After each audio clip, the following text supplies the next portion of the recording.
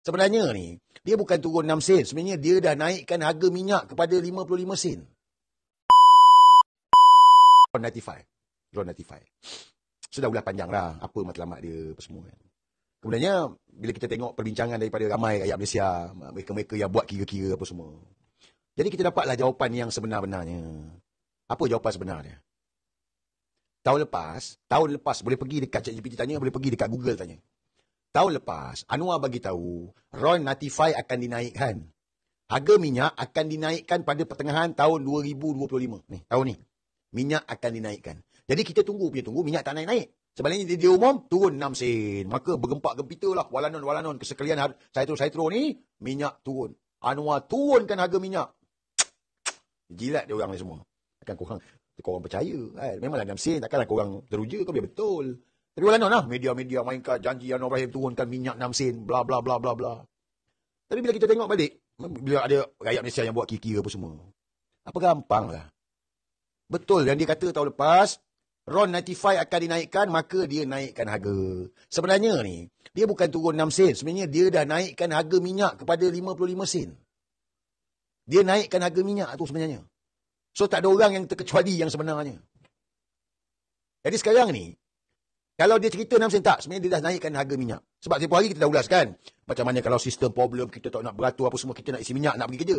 So kita tetap kena bayar RM2.60. So kalau sekarang ni limit lebih 300 liter, engkau kena bayar RM2.60 juga. Jadi cerita dia sebenarnya, dia telah menaikkan harga minyak. Tapi dalam masa sama, dia memperbodohkan korang. Nampak tak? Lepas tu keluar cerita kononnya sehari sekali tak tahu betul tak betul lah. Kita nak tengok bulan depan lah, baru kita tahu ni. Sehari sekali kita tak tahulah. Tapi dia dah naikkan harga minyak yang sebenarnya. Tapi hari ni adalah kenyataan daripada Menteri Keuangan kedua. Menteri Keuangan kedua. So tengoklah kenyataan Menteri Keuangan kedua. Menteri Keuangan kedua bagi tahu, dia bagi tahu penjimatan. Saya cakap biar betul ni. Mana kenyataan dia tadi ni? Tadi ada dah hilang lah.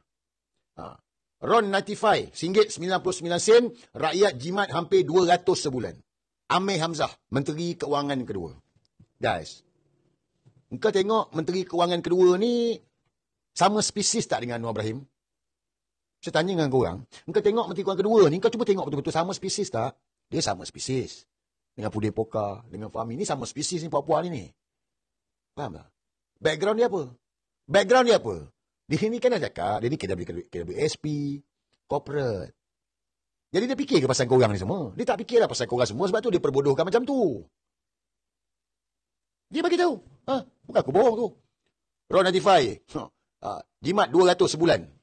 Celah beda mana jimat 200 sebulan? Kalau RM2 di Mesir 300 liter, RM615 sekarang ni. Subsidi lama. Kalau RM1.99 kali 300 liter, RM597. Jadi RM18 je. RM18. Nampak tak? Jadi, cerita dia berjaya naikkan harga minyak. Cuma kita jangan masuk perangkap. Saya minta itu yang paling penting lah. Dia naikkan harga satu, dia nak kita mengamuk, nak kita marah. Dia nak chaos. Jadi, jangan selfish masing-masing, jangan pentingkan diri, sabar, tenang dan bijaksana lah. Isi macam biasa je. Tapi kalau tanya saya akan isi awal lah. Aku apa aku nak isi 30 bulan ataupun bulan 9 ni. Mana aku boleh penuhkan aku punya tangki, aku penuhkanlah tangki aku. Setuju tak? Kalau aku boleh penuhkan, aku penuhkan lah. Kereta-kereta tak pakai, tak apalah. Buat duit sikit, 60 sen kot. Buat apa kita nak berebut-rebut dengan orang? Orang yang tak tahulah. Tapi kita yang tahu ni, kita kena fikirlah. Macam saya cakap ni, betul tak betul? Kau fikirlah sendiri. Walanon. Kau kena faham, walanon ni sebab dia dibayar. Dia orang dibayar. Bila dibayar ni, disokonglah. Disokonglah, dia tak tahu apa pun. Mana nak pandai? Macam mana dia orang nak pandai, bro? Macam mana nak pandai?